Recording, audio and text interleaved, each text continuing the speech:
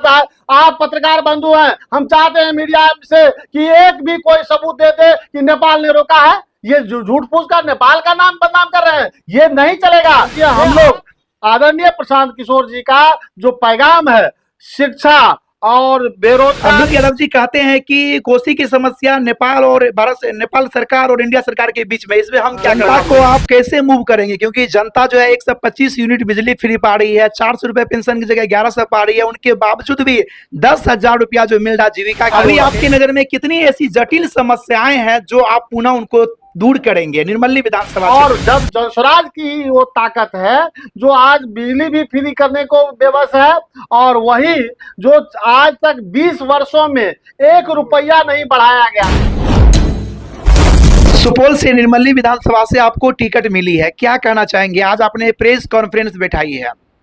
जी बिल्कुल, हम आभार प्रकट करते हैं जो हम पर इतनी बड़ी जिम्मेदारी जो है आदरणीय प्रशांत किशोर जी और पूरे जनस्वराज परिवार के जो पदाधिकारी हैं, जो कार्यकर्ता हैं, जो हम पर विश्वास जताया है। मैं चाहूँगा कि उस विश्वास पर खड़े उतरे।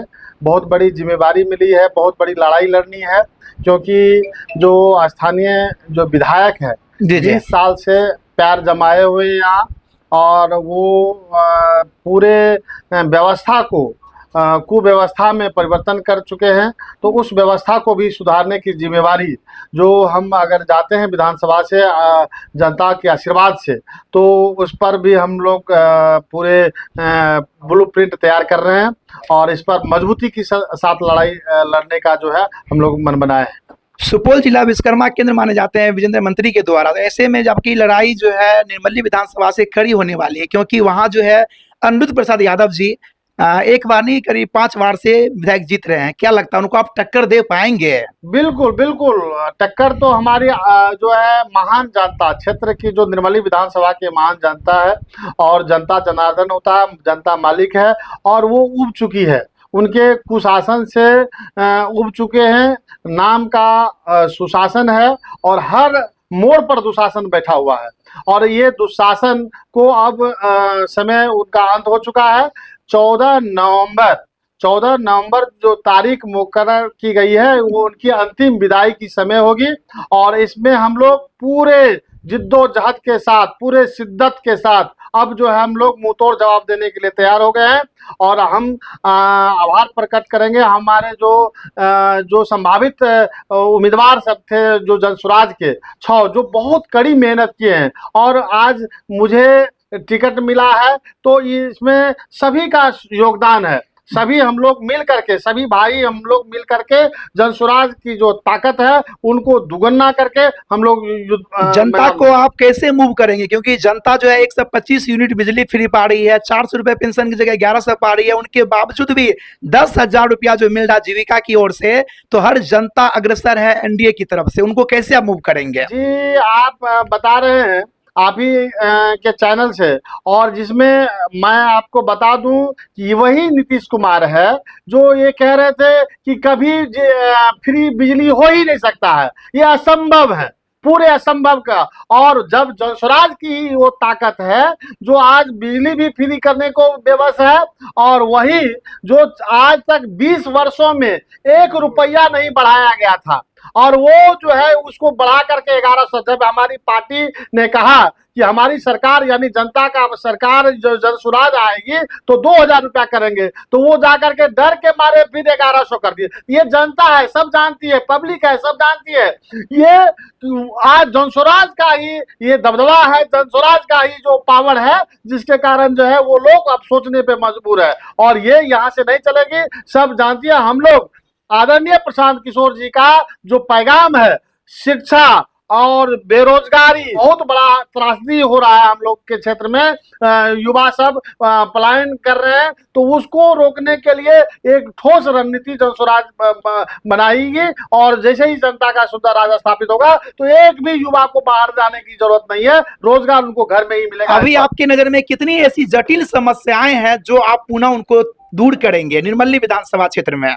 निर्मली विधानसभा मैं आपको बता दूं कि सबसे पहला अगर कोई इसमें है तो ये कोसी के उदर में बसा हुआ है। बिल्कुल। कोसी जो नदी जो है पूरे बिहार का शोक नदी कहा जाता है, और वो शोक नदी ये विडंबना है हम लोग की कि ये दो भाग में बांट चुका है, जो निर्मली प्रखंड और इधर जो सरायगढ़ और राघोपुर प्रखंड, ये दोनों को दो भाग में तीनों को कर दिया गया है। तो मेरा पहला प्राथमिकता होगा कि जो कोसी प्राधिकार जो बना था उसको इम्प्लीमेंट नहीं किया गया, उसको पुनर्वास मिलना था, और जो अभी भी जो बांध के बीच में रह रहे हैं लोग जिंदगी जिदोजहद की जिंदगी जी रहे हैं, कभी भी पानी आता है हटो भागो भागो भागो रे भागो रे भागो रे ऐसा नारा होता है, लोग त्रासित हो जाता है।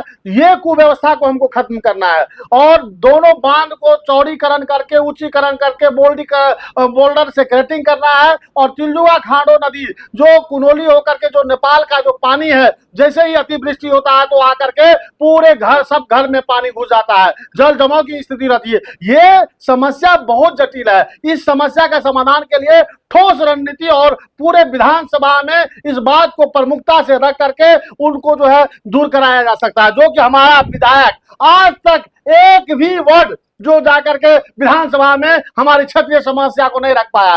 ये सबसे बड़ी विडंबना है। और जैसा ही जनता का सुंदर राज, जैसे हम लोग अगर जाते हैं जनता के आशीर्वाद से, तो ये पहला कार्य हम लोग उस पर करेंगे। अनिरुद्ध यादव जी कहते हैं कि कोसी की समस्या नेपाल और नेपाल सरकार और इंडिया सरकार के बीच में, इसमें हम क्या कर सकते हैं? कहीं आपको सत्ता मिल गई आप भी ऐसा कहेंगे बाद में तब?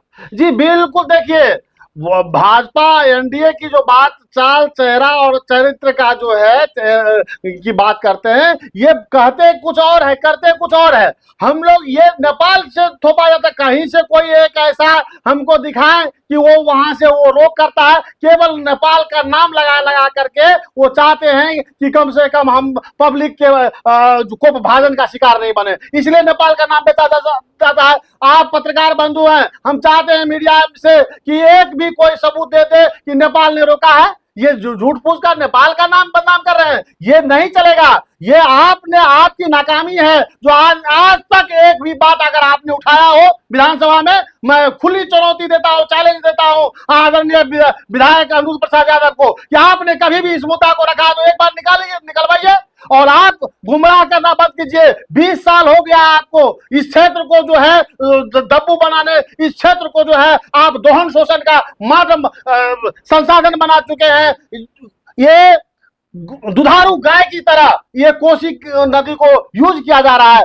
आपने ही चट्टे बट्टे को ये दिलाते हैं ठेकेदारी, उससे पैसा वसूलते हैं। महाराज ये कभी भी ये सुदृढ़ करने का काम नहीं किया। निर्मली विधानसभा को और निर्मली प्रखंड को इन्होंने बंधुआ मान चुके हैं। वो चाहते हैं कि पार्टी के नाम पे वोट, इस बार पार्टी के नाम पे वोट नहीं मिलने जा रहा है। अगला सवाल आपसे ये है कि आपकी पार्टी जीतेगी तो पर परिवार 20,000 रुपया देगी, लेकिन यहाँ तो जनता को 10,000 मिल रहा है, 2 लाख फिर मिलेगा रोजगार के लिए, इस पे आप क्या कहेंगे? देखिए ये लोक लुभावन ये दिए हैं, ये इनडायरेक्ट रूप से ये समझ लीजिए पत्रकार बंधु, ये जनता को घूस दे रहे हैं कि ये चुनाव समय में इनको फुरा है कि हम 10,000 दे करके रोजगार। 10,000 में कौन सा रोजगार होता है भाई? 10,000 में रोजगार कौन मिलेगा? और ये क्या कंडीशन क्या पेज फंसाए हैं कि 2 लाख बाद में मिलेगा, यानी हमको रिचार्ज करा दीजिए, हमारा जो है सरकार बना दीजिए, 2 लाख बाद में हम देंगे। ये ठगने का वाला सिलसिला नहीं चलेगा। अगर आप में दम है तो वो हमारी महिलाएं, हमारी माँ बहने को आप 2 लाख पहले रिलीज कर दीजिए। और उसमें भी क्या करते हैं आप स्पष्ट कीजिए, आप ऋण दे रहे हैं, आप उनको खैरात नहीं दे, आप वैसे नहीं दे रहे हैं, आप उन्हीं की टैक्स का पैसा उनको दे रहे हैं। और देने के मतलब ये भी नहीं आप वसूलने का भी आप दौर रखें। आप मीडिया में आकर के बोले कि मैंने जो दिया उसका कोई हिसाब नहीं लेंगे हम।